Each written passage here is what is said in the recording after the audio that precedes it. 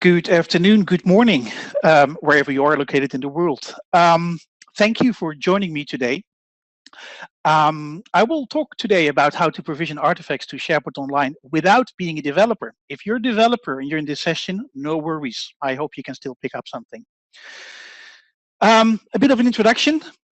Let me move to the next slide. There we go. I am Erwin van Hunen. I'm a product owner at a company called Rencore. Who is hosting this webinar today. I'm an MVP in Office Servers and Services, and I probably will never be able to pronounce that correctly. It was actually much easier at the time when it was still called an Office 365 MVP. I'm a Microsoft Certified Master in SharePoint 2010 and 2013. And I'm also a SharePoint PnP core team member. So of those of you that use PnP code, most likely I have written parts of it. We'll get to that later. A bit about the procedures during this webinar. The Q&A is the way to communicate with me. So there is a button you can click, Q&A. There you can write a question, and as the slide says here, we will pick up some of the questions at the end and answer the others in a follow-up email for you. So if you have a question, do not hesitate, straight away write it out in the Q&A, and we will try to get back to you. A bit about Rencore.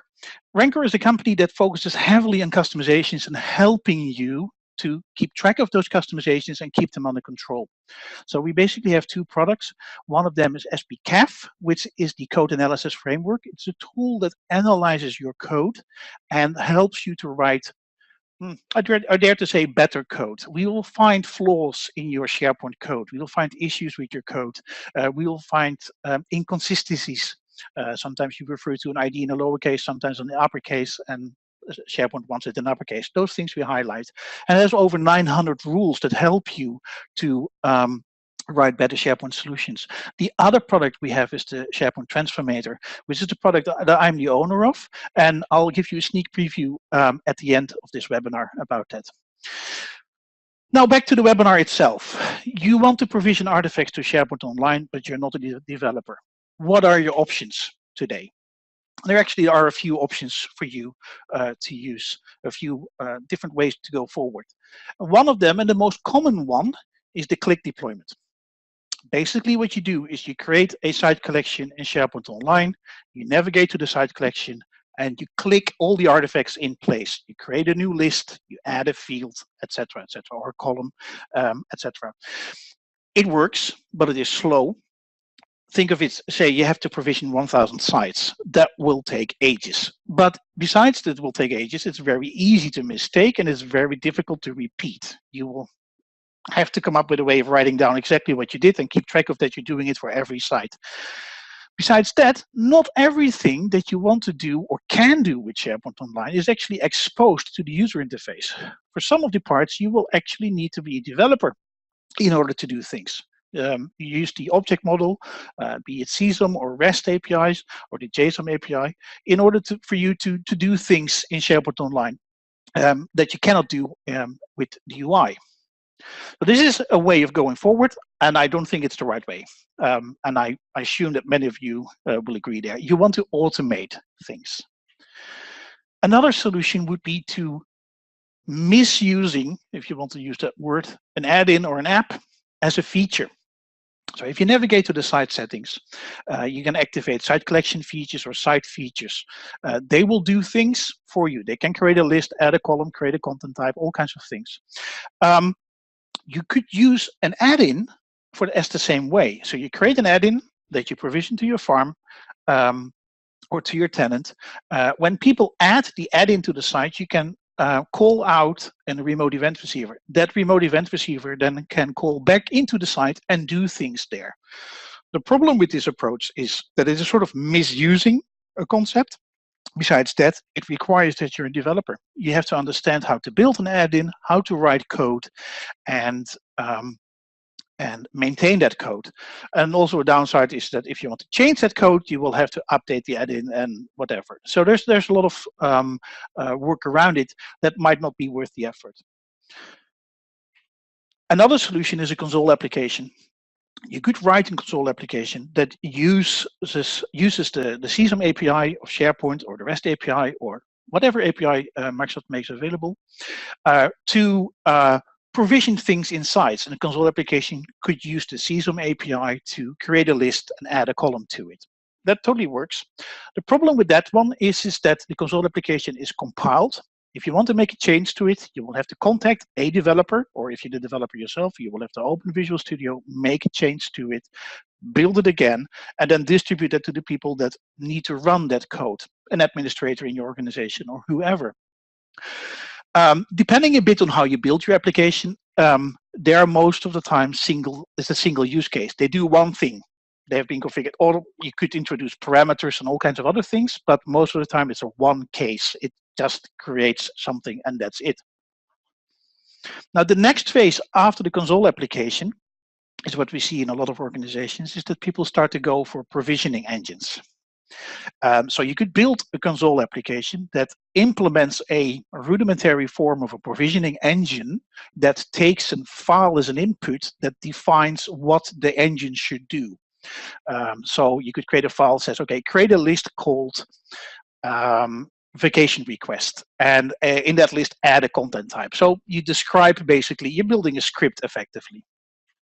So these provisioning engines, there are many out there. I dare to say, at least for quite a while, every serious developer has been considering building their own engine, and that is okay. There's nothing wrong with that. They are based on all kinds of technology. It could be a provider-hosted app, could be command line tool, could be even JavaScript-based. You can question if JavaScript is the right technology to use for a provisioning engine. But yeah, there's several ways of going forward here. In the PnP, the Patterns and Practices effort from Microsoft, we were discussing that at the time, and we saw all these engines popping up, and we're like, okay, so why don't we help the community building or using an engine by building an engine for them that they can use, reuse, and enhance. So we start to build that engine. We released that in March 2015, so that's already quite a while ago. And it uses a templating concept, XML based. And here on the slide I say it is a bit alike the ONet XML. If you're familiar with SharePoint on-prem, you might be familiar with the concept of a site definition, and the site definition is located in a file called ONet XML. Which is a horrendous format. It's totally undebuggable. But yeah, we have to live with that file format. The templates look a bit similar, but I think they're easier to use. And you can use that engine in a code-only approach, but more important, you can also use it from PowerShell, so you don't have to write a single line of code. Moving over from this to PowerShell, just using PowerShell to provision artifacts. PowerShell is a very good candidate for this because it is very simple to write PowerShell. There's a lot of knowledge out there in the world about PowerShell. As a sidetrack, I can explain a bit. You might wonder the name Commandlet that pops up in PowerShell. It's the cmdlet Commandlet. And what I understood from the original architect of PowerShell is that they explicitly called it Commandlet instead of command. So they didn't call it a PowerShell command, but a PowerShell Commandlet, because if you Google for Commandlet, you only get hits about PowerShell. But if you Google for command, you get like billions of hits. So that was a reason, one of the reasons they actually called it a Commandlet and not a command. Another benefit of PowerShell, obviously, is that it's very easy to modify a script if your requirements change. It's very simple to edit the script. You do not have to compile it. You don't have to be a developer. A single change can be made with Notepad. So, introducing the SharePoint PnP PowerShell Commandlets, which is a bunch of commandlets that are free for you to download, free for you to modify, and free for you to extend. It's an open source effort. It is a community effort. I am the original architect of the PnP PowerShell Commandlets, but there are quite some PowerShell Commandlets now in that library that have been built by other people, or some of them have been adjusted, modified, made even better, additional options in them by the community. So it's not only me doing it, it's a lot of people around me that help me build these commandlets. You have to be developer to add, fix, or update commandlets. The commandlets itself are written in C#. So it's a binary module. So you have to be developers in order to make changes to them. And we have a pretty extensive coverage, I would say, of functionality. And to show you what PowerShell looks like, old school and new school, I have 2 slides here. First, show you old school PowerShell that does something to SharePoint. And I hope you can read this. But basically what I'm doing here is I'm actually writing C# code in PowerShell. So if you're not a developer, it could very well be that you have no clue what you're looking at here. But this was, and you still find many scripts out there that work like this. And basically what we're doing here in the first 2 lines is that we are adding a reference to the SharePoint client assemblies. So we're telling PowerShell, hey PowerShell, there is some code you can use, and they are located in those 2 DLLs there. Then I set up an URL and I retrieve my credentials. So I need to authenticate against my site, and this script will ask for those credentials.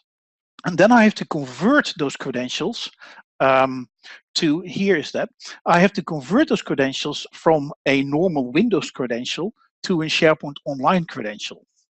Because the way SharePoint Online authenticates works a bit different. So I have to convert those credentials. Then I build up a context, a client context. I set the credentials on the context. I create a new object of list creation information. I create a list. I set the title. I set the template type, which is an enumeration, which looks very strange in PowerShell. Then I have set up the URL, and then I add that list to the list collections of the web.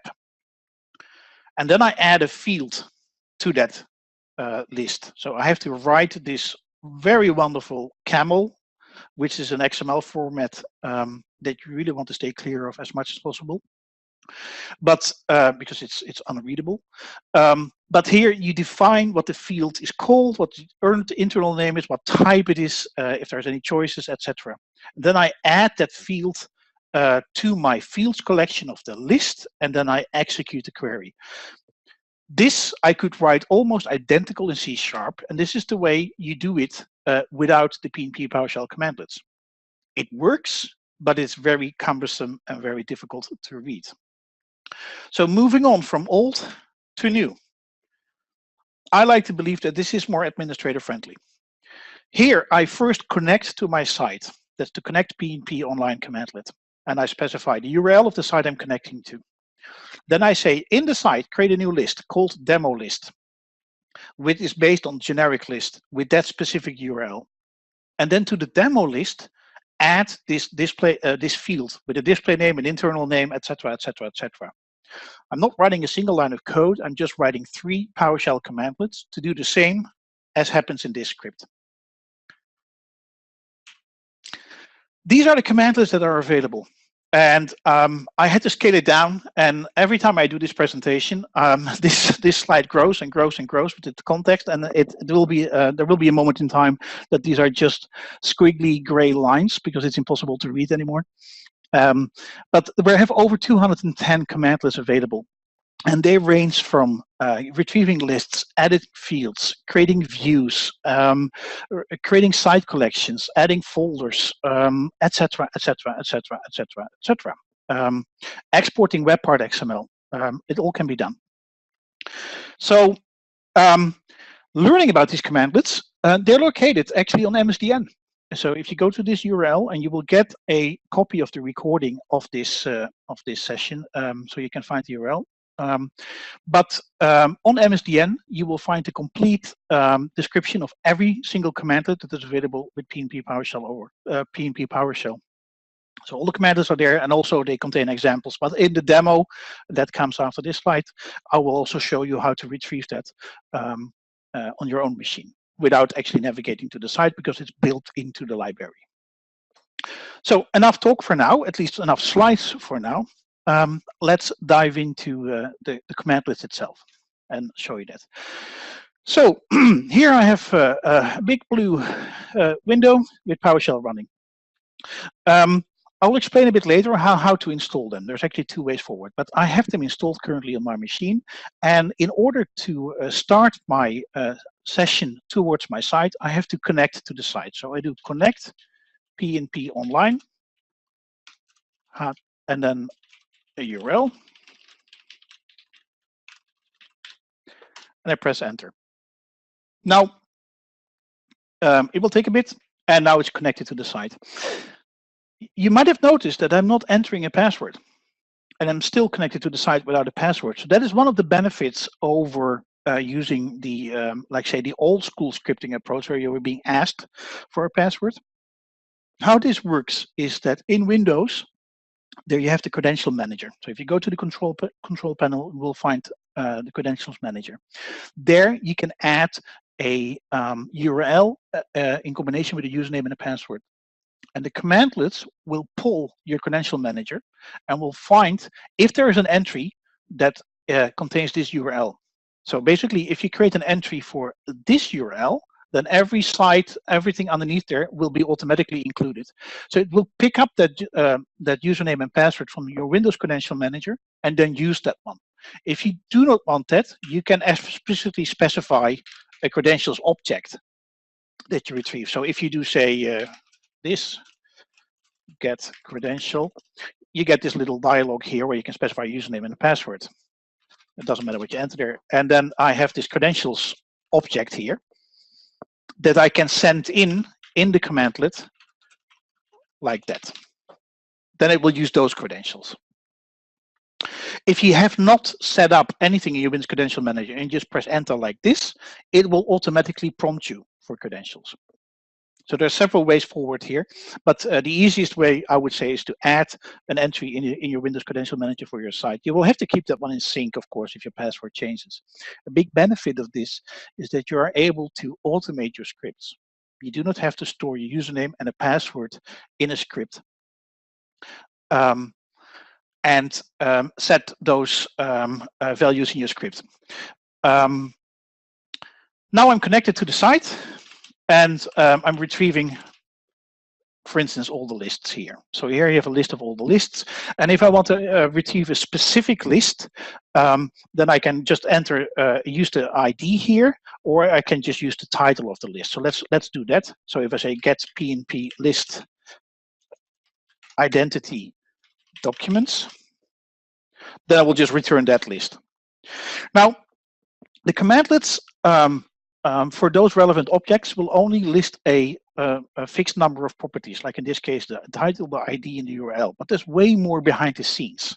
So if I put this one in a variable, I can say, give me the members that this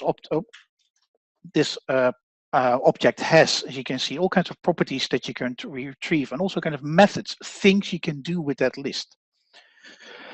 If you're new to PowerShell and if you're new to SharePoint, you might run into an issue that might think there is something wrong with the commandlets. So, for instance, I'll show you this. If I say, show me the content types, and there is completion, by the way, so I can drive content and then press tab, and it will automatically add to it. And I will get an error message. It's like an error occurred while enumerating through the collection. And you know for a fact that there are content types behind this list. There are content types associated. So why is this error message popping up? There must be something wrong. Well, there's nothing wrong. So it is very important to understand how the APIs of SharePoint work is that when you retrieve an object from the server, it will only populate properties of that object that are default, very simple, like a subset of all the values that that item can contain. So it will, if you go to the title, maybe I should type correctly there. The title will be there.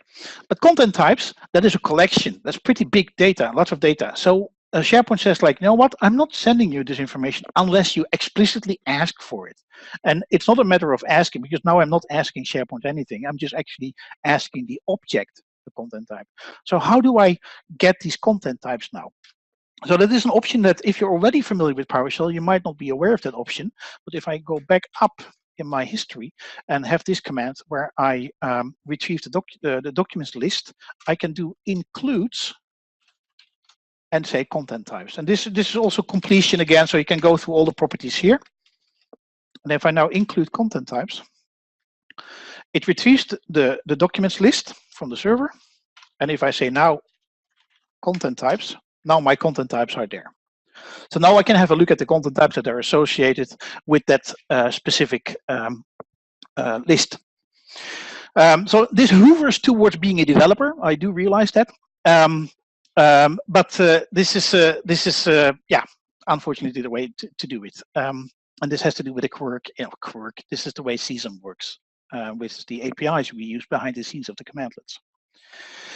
So this is retrieving information. Now, how do you create a new list there? Now, let me show you first that there is nothing up my sleeves. We're navigating to the site. This is my site. I'm going to refresh the page. And there we go. And if I go to site contents, you can see all the lists behind the scenes there. So this is my content. There's nothing there other than the out-of-the-box team site things. So go back to PowerShell and say new PnP list. Title, demo, template, and here in the old school version of the script, you had to specify this enumeration thing. We help you in the commandlet here. You can just tab through all the different list templates there are. In this case, we're picking generic list, URL, lists, demo, and they have a few more options like enable content types on quick launch. And this is what I'm going to do. I want that list also to show on quick launch. So press enter.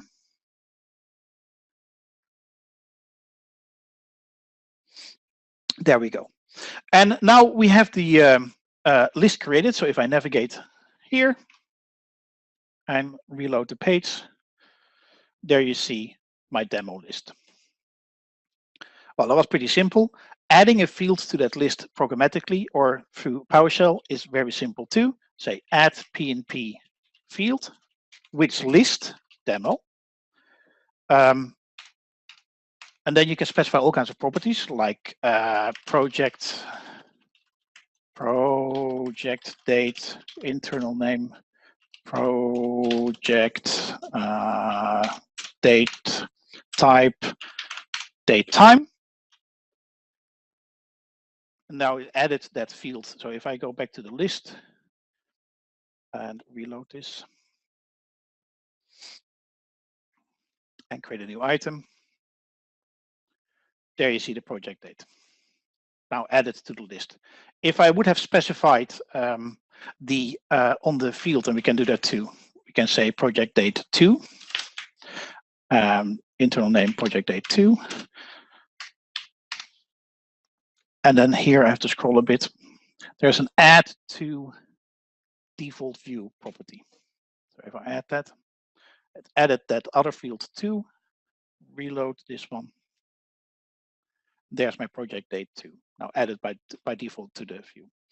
So this is a very simple way of building up, for instance, a site. You create a blank team site, and then you start to add items to that site. Now, if you want to create automate the process of creating site collections, there's effectively 2 ways forward. So one of them is by using the Office 365 PowerShell management shell, or the management shell, which is an additional download from Microsoft. You will get commandlets like new SB site, etc. We have also the PnP version of those commandlets, and they work pretty much identical. So creating a new site, PnP tenant site, specify a title, a URL, and that has to be the full qualified URL of your tenant, sites demo test, a description, you specify a owner, this is an email address, you specify a language, and you specify a time zone. Time zones is a numeric value. So what you have to do there is how do you figure out what that time zone is? We have a commandlet for that, get PnP time zone. and it will output all the available time zones for you. You can even search in this here, like Amsterdam, and it will tell you where to find which time zone Amsterdam is located. And that's ID 4. So that's the ID specified in that commandlet. If you're in the Western European time zone, you specify that. And you also have the identifiers that help you to identify exactly which time zone you need to use. So that is the way of creating site collections. Creating subwebs, new PNP sub, add PNP subweb. Something goes wrong here. There's so many commandlets, even I forget them. New PNP web. There we go. And then this will create a subweb in that site with a title and a URL and a description and a locale and a template, etc., etc., etc. So in order to get help about these commandlets on how to use them, the easiest way to do it is by using the built-in help of PowerShell. So if I just clear the screen and say help get PNP list, you will get a rudimentary help showing you what the syntax is and which parameters are included that you can use. If you want a bit more detailed help, you say detailed. And then it explains the parameters, what they do, and it also gives you a few examples on how you could use that specific commandlet. So this information you see here is also available in MSDN. And then grouped by type of commandlet. So like lists commandlets or commandlets that work with users, etc., etc. So this is a very easy way, just built in. You don't have to install anything. It's just there if you install the commandlets. Now, briefly introducing how to get the commandlets. There's basically two ways, and I have slides of that a bit later coming up. So the easiest way, but it depends a bit on which kind of operating system you're running on. But if you're running on Windows 10 or has the Windows Management Framework of 5 or later installed, you can actually use PowerShell to install the commandlets itself. And that's probably the easiest way to go forward. And that is, but install module, and then you specify the name. And then the name is not the shortest in the world, I do realize that. SharePoint PnP PowerShell Online. So if you go to the site that is behind this, and that is called the PowerShell Gallery, and I have the link also that on a slide a bit later. So www.powershellgallery.com, you can search there and you will find this entry with that key. So you don't have to remember this effectively, as long as you remember the URL of the PowerShell Gallery. So there's the PowerShell Online commandlet. We also have the ones for 2016 and we have them for 2013. So why are there 3 versions? That has to do with the APIs behind the scenes. The client-side APIs that we use, or that actually the PNP core library uses behind the scenes, they differ per version of SharePoint. So while you can use the 2013 version towards SharePoint Online, you will not get every functionality of SharePoint Online. You can also use the 2016 version to SharePoint Online, but you cannot do it the other way around. Most of the things will work, especially if those parts of the API haven't changed between the versions. But the safest is to install that version that is being applicable for your version of SharePoint that you're targeting. And that also automatically explains here that the commandlets that I'm using here, they don't only work to SharePoint Online. They obviously also work to SharePoint 2013 and 2016. And it's up to you to decide what you want to use. A big benefit of these commandlets is that if you use them towards an on-prem environment, you don't have to log into your server. You don't have to open a remote desktop as you would do, or you don't have to do any PowerShell remoting or any other tricks to remotely log into your server. You basically do it from your machine, your own PC, and that's it. So that is for now the PowerShell part. Let's move on in the deck. And I see a couple of questions in the Q&A, and I will address them at the end. Keep the questions coming, please. Maybe I should just minimize this. close this also. Where is there? PNP Provisioning Engine. So while the commandlets are there, you can use them. One of the great things with the PNP commandlets is that it comes out of the box with the PNP Provisioning Engine, which we from the core team and we noticed thousands of people with us think of a really robust and nice way to provision artifacts to SharePoint Online without writing a single line of code. And to give you an idea, if you're new to the PNP code, PNP open source, supported by Microsoft, but not run only by people from Microsoft. I'm one of the core team members. I do not work for Microsoft, and then we have Paolo and a couple of other people, Valdek, colleague of mine. And we built this together with the community. It is used heavily.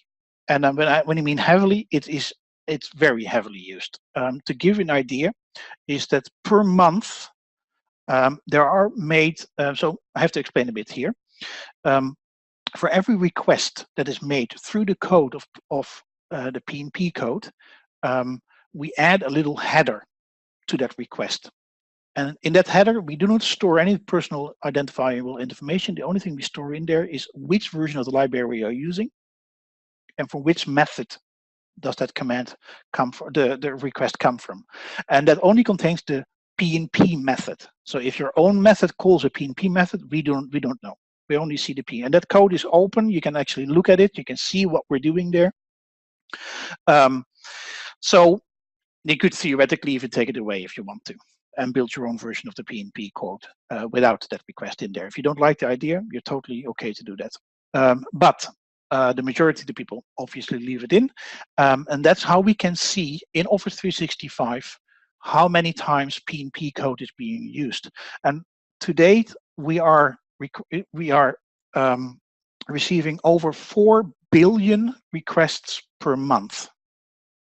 And that is an insane amount, 4 billion requests, which is, it's hard to grasp those numbers. And it's growing. It's almost growing, almost 1 billion per month right now, which is it's incredible.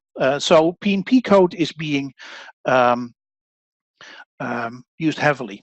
Also, by the way, just to understand, if you use the on-prem versions of the PNP PowerShell engine, like the 2013 or 2016, we do not know. We do not, because we cannot intercept those requests because they're made to your own server. We have no idea. So the numbers that I just mentioned, the 4 billion requests per month, that's only towards Office 365. And we know that PNP code and PNP PowerShell is very used heavily also on-prem. So those we have no idea about. The PNP Provisioning Engine is open source, has a declarative approach, but you could write it from code if you want to. You could access it by code too, but this is not about code, so we'll forget about that. It has support for deltas, and I'll explain that briefly. It is very extensible, but that requires that you write code and that you're a developer, and it comes built into PNP PowerShell. It's not a separate download, it's there already for you to use the moment you install PNP PowerShell. And we have a bunch of very specific commandlets just for the template handling. So the most obvious ones, the top 2 ones are the ones that you most likely will use when you start playing with the template engine or the provisioning engine. It is retrieving a template and applying a template. So one big difference from SharePoint is that you might all be aware of the fact that you could do save site as template. And the majority of you might also be aware of the fact that when you create a publishing site, you cannot do save site as template. That item is gone from the menu. It's not in the site settings anymore. And then I know there's a bunch of you also that know that if you go to another site, copy that link, change the URL to the site in that link and paste it in, you can actually still save site as a template on a publishing site. There is a reason they took it away, is that they don't want you to do it because there are so many flaws in that system. But for the occasional use, it might work, but I strongly recommend you to not use it, especially because you cannot really if you store those templates, they have all kinds of hard references to artifacts in the site. And when you upgrade your version of SharePoint, then suddenly that template could not work anymore because it's based on an older version of SharePoint. So there's many issues with the safe site as template. Our engine allows you to retrieve a template on demand from a site and apply that to another site, and that includes publishing sites. So we allow you to get a template from a publishing site and apply it to a newly site and make that site a publishing site, which is a very powerful way of doing it. The provisioning engine also allows you to extract your term store. So it could go to your managed metadata service, retrieve all the keys there, all the term sets, term groups, and terms and subterms, and all the settings and properties that are on those terms, and put them in an XML file. And then you take that XML file, you provision it to another farm, and you have all the terms with the same ID suddenly in the other farm. So you could actually use the PnP Provisioning Engine as a term set synchronization concept. So there's a lot of commandlets here. They produce or save or update files in place, or they retrieve files from a site, etc. So the whole template concept, the whole engine concept, is that it is declarative. So that it's based upon XML. That is the choice we made because it's so similar to all the other ways of doing things in SharePoint. That's why we went for XML. But we have support, if you insist, for JSON. When I say insist, because I don't necessarily think that JSON is easier to read. It has absolutely its uses, but in the case of a template, I'm not 100% sure. The templates come in two different formats: XML files, which is easy for debugging and testing and playing around and making a little change here and there. But there is also a version that you can save as a PNP file. And the PNP file are actually Office Open XML files. So they use the same structure as Microsoft Word uses to save Word files or Excel as Excel files.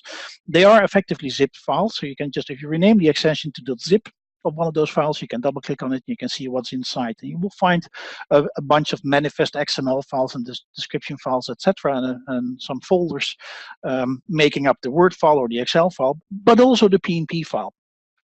And when I say it contains all resources, now when you look at a site could contain a background image, could contain a Word template that has been associated with a content type. Now if you want to if you extract the template by default, it will not include those artifacts. It will just leave them out for performance reasons. But you can decide to include them. If you go for the XML format, we're not magically encoding them into the XML. We're just saving them to the same location as where the XML file is located. But if you take a PNP file extension, if you use the PNP extension, then we will store those resource files in the zip file. So they're all nicely located and packaged into one single file, the PNP file. So that is the added benefit of using a PNP file. So let me show you the engine at work.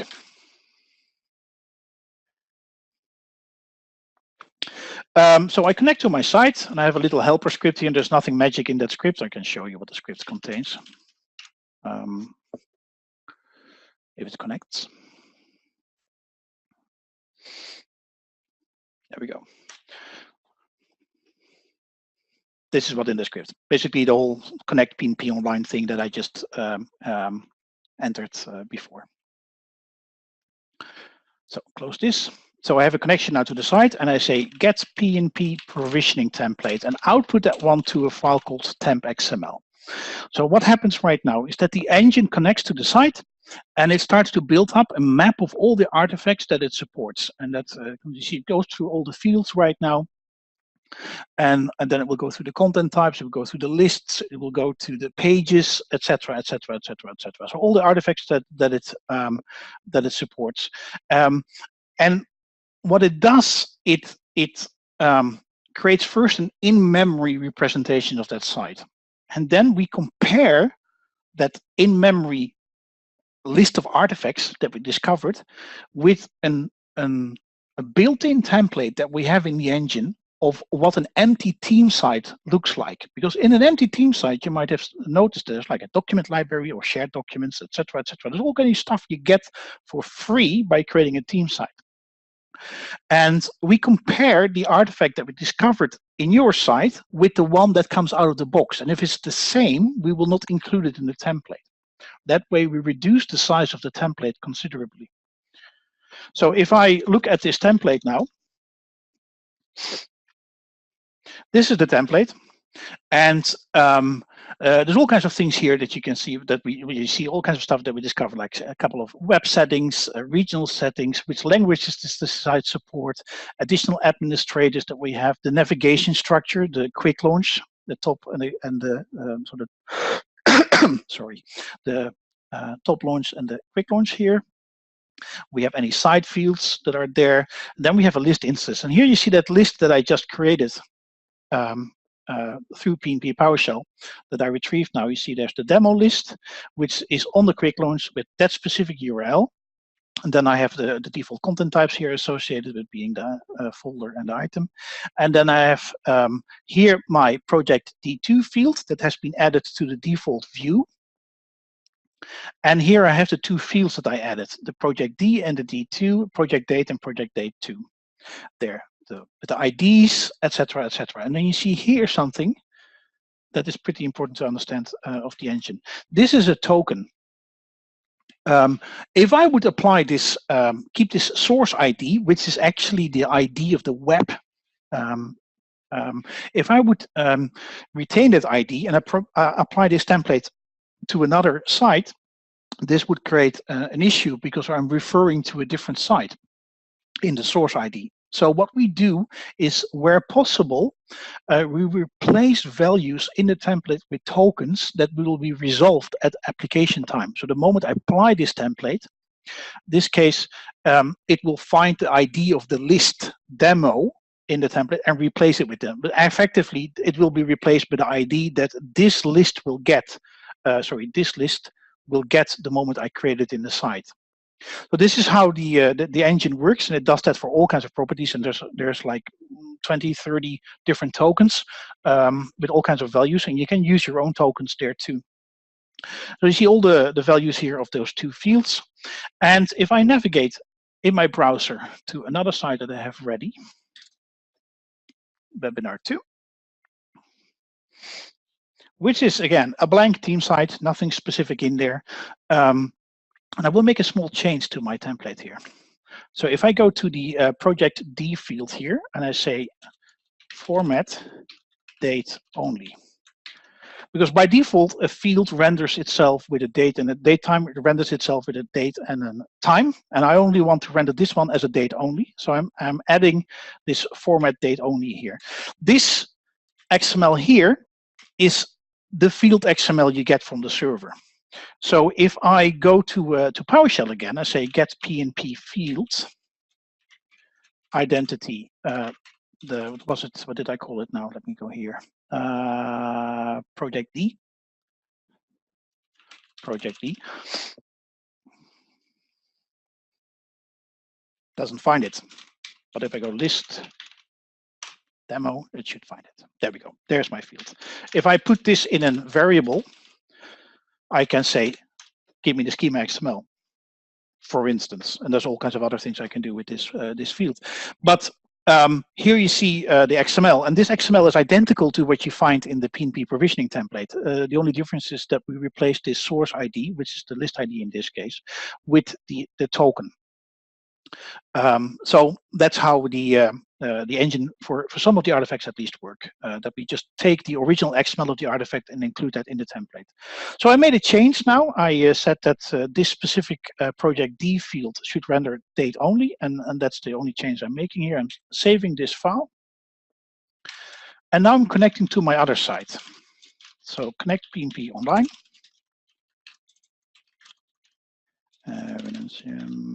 SharePoint.com sites webinar 2. Again, no password needed because the entry is in my credential manager.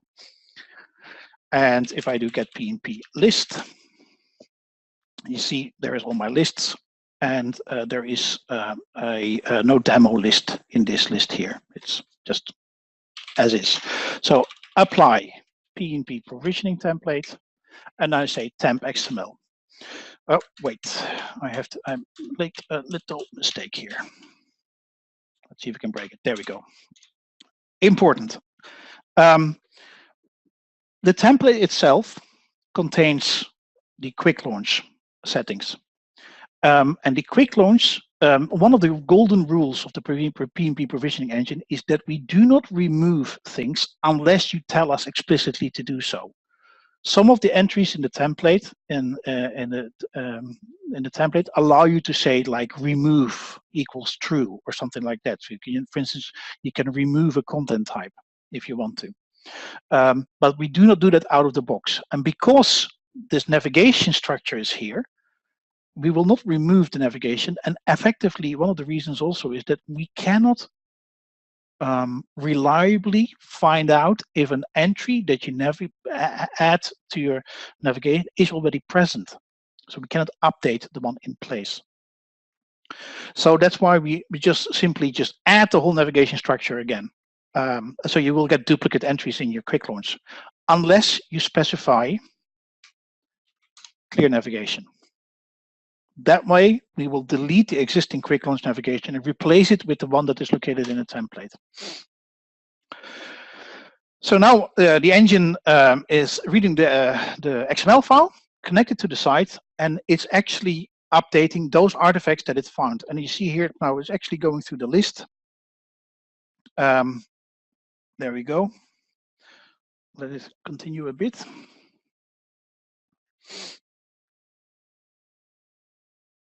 So it's only working its way through the artifacts in the site. And what it does for every artifact, it actually checks if the artifact in the site is different from the one in your template. And if it is different, it will update the existing one. So it will not delete, for instance, if it finds a documents library already there, it will not delete the existing documents library.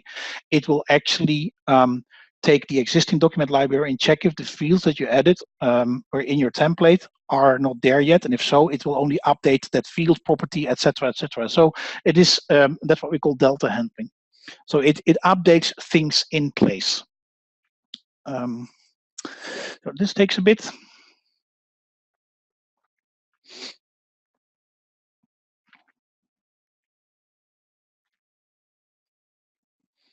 Goes through all the columns that it finds in the template. You'll see there's a lot of stuff in there that every site gets out of the box, like the microfeed. The reason that you see this, it's processing all these things, is because I'm using an early build, and that means that the base template in the engine that is used to compare the deltas is out of sync with the actual server. So that's why it thinks there are sites items to edit. Well, they're actually not. So that's okay. It's a technical story. But that's one of the reasons. Almost done.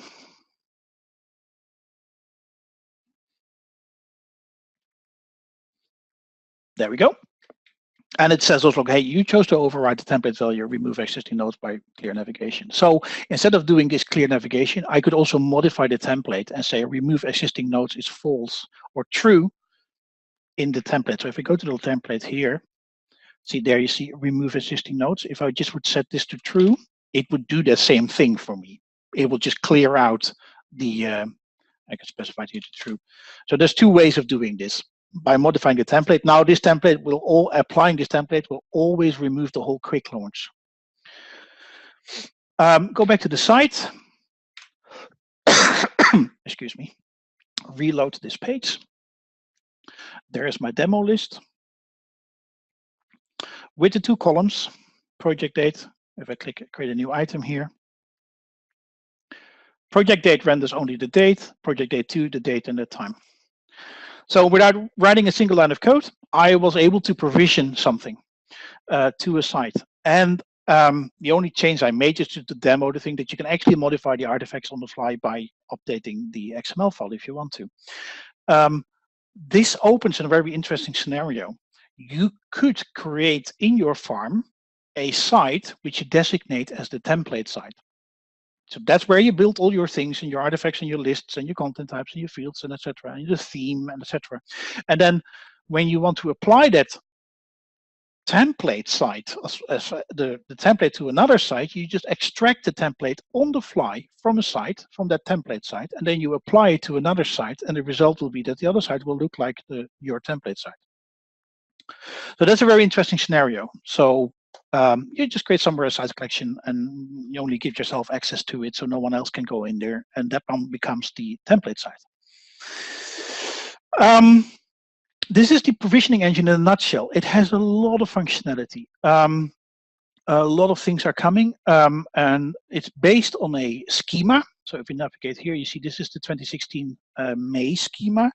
The current release of PnP, Sites Core, which is the base of this engine, and also PNP PowerShell, already has a new schema built in. That's the 2017-05 schema. Well, it's not the default schema yet, because there are some little quirks to iron out there. But you can already play with it, but you have to explicitly tell the engine to use that schema. So if I say get PNP provisioning template, get PNP provisioning template, you can specify a schema. And here you see 2017 version 5. Then it will output that file in that specific schema format. And then you will notice that we support things like modern pages, etc., etc., etc.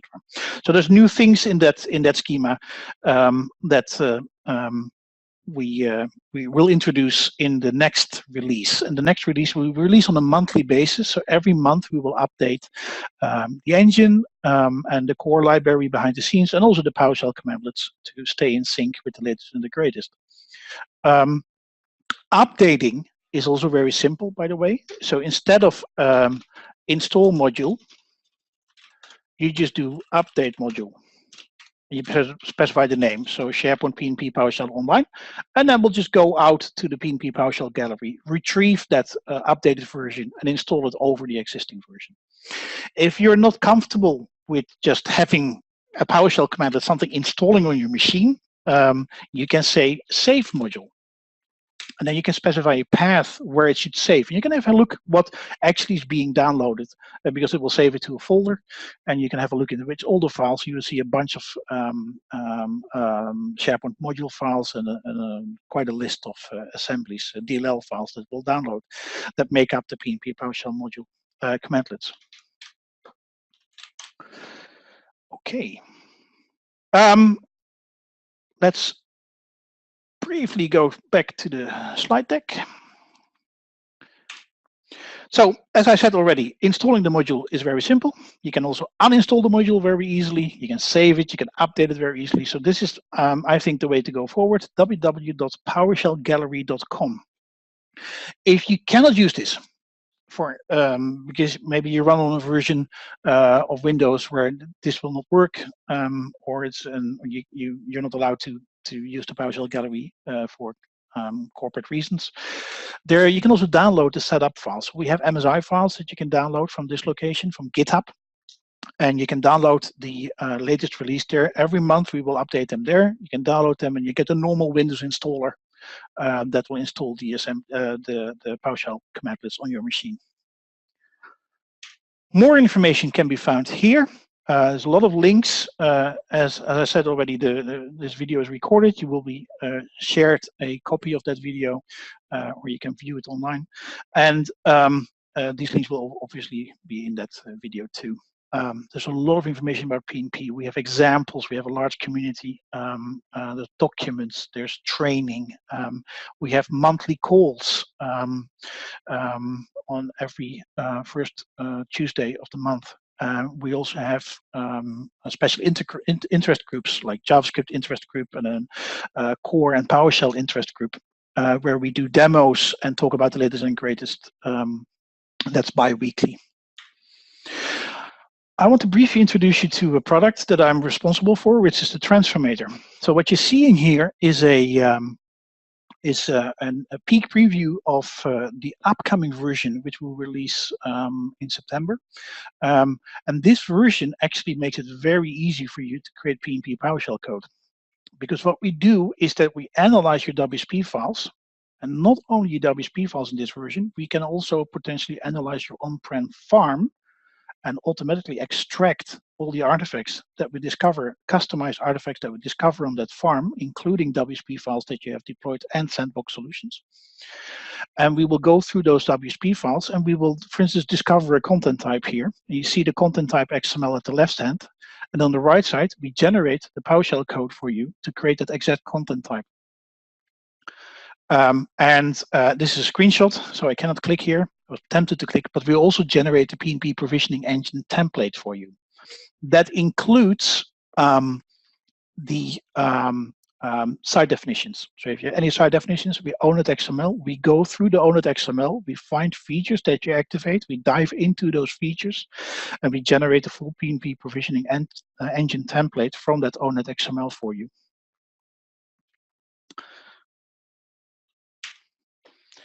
As I said, by the way, this will be released in September. If you happen to be joining me in Ignite, where I, together with Vesa, will do actually a session about PnP2,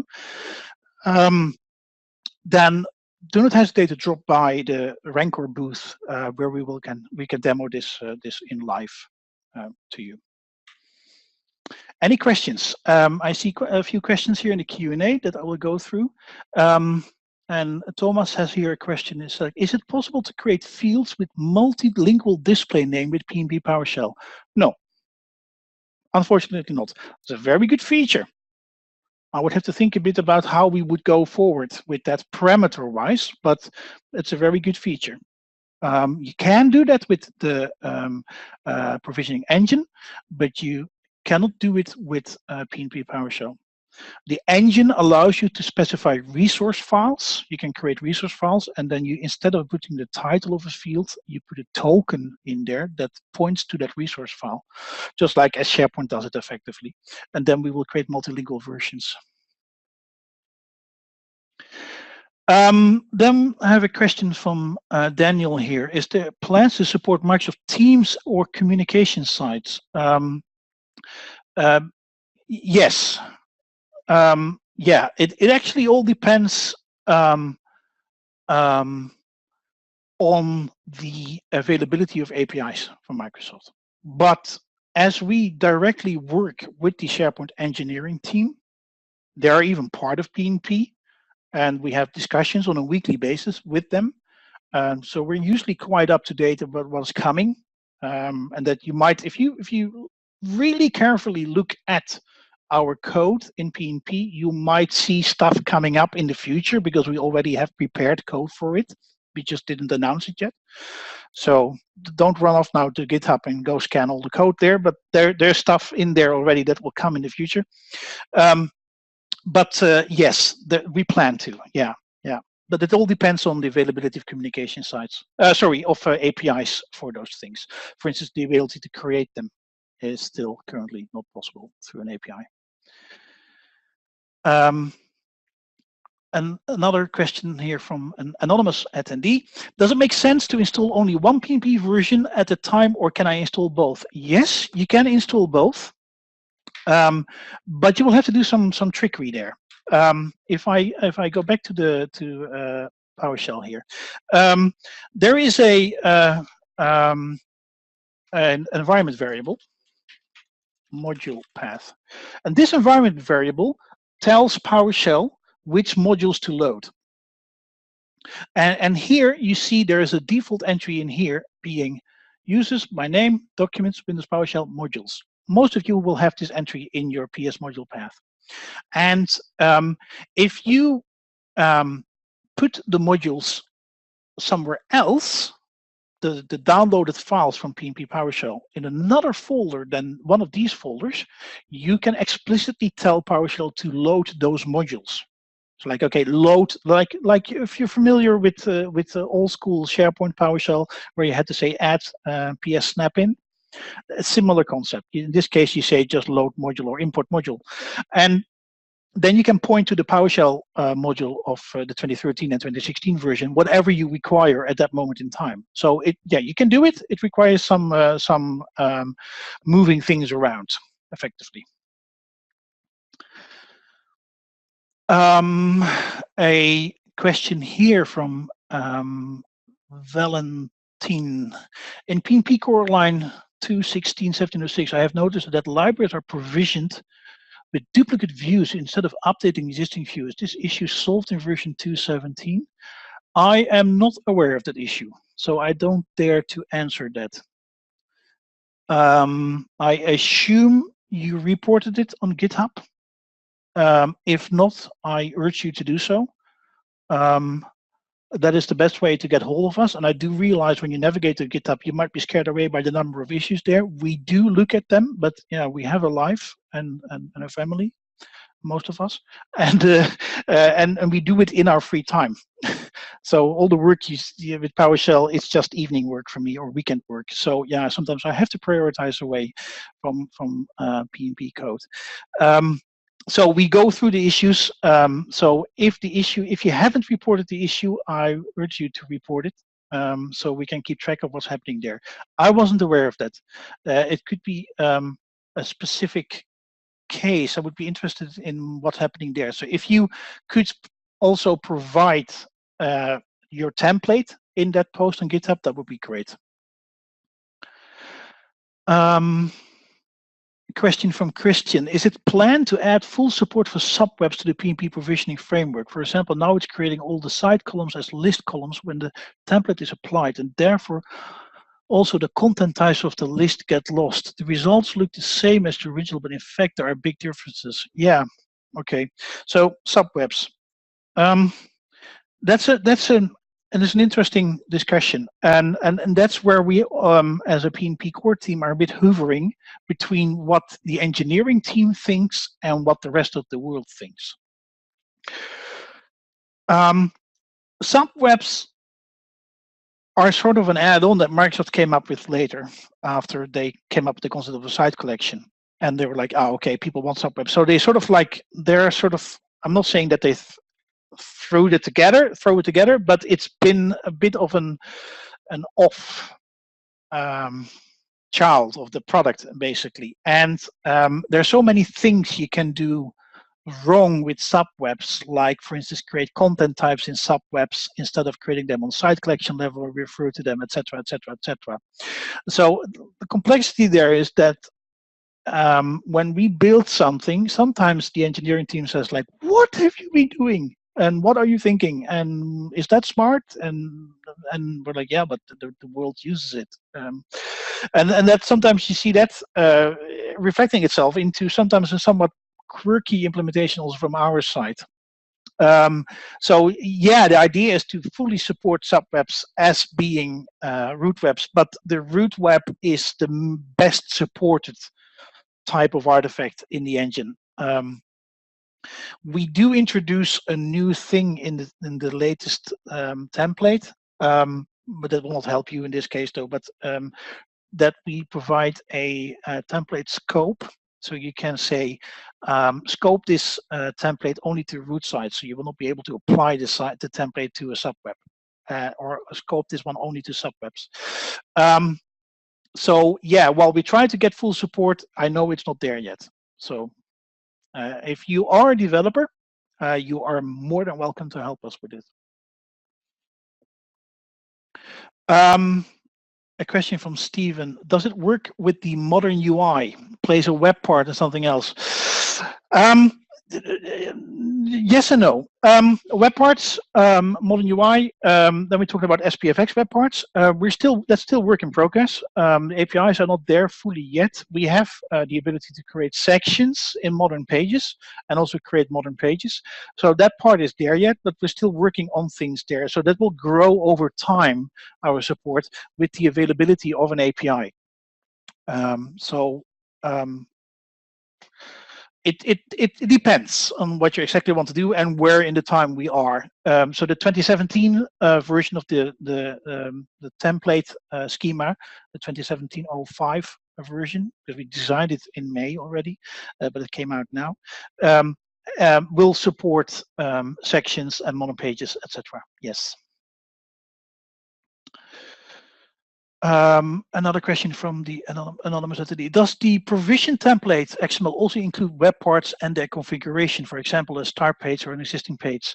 It supports when you export a template or extract a template from a publishing site, we include the home page. and we include the web part XML from that homepage. Yeah. So you actually can show you that if we do a similar trick here. If I say get PNP web part, oh, it wants a homepage. Where is my homepage on this site? Go to home. There we go. Site pages. Site pages, home ASPX. Oh, it needs a parameter there.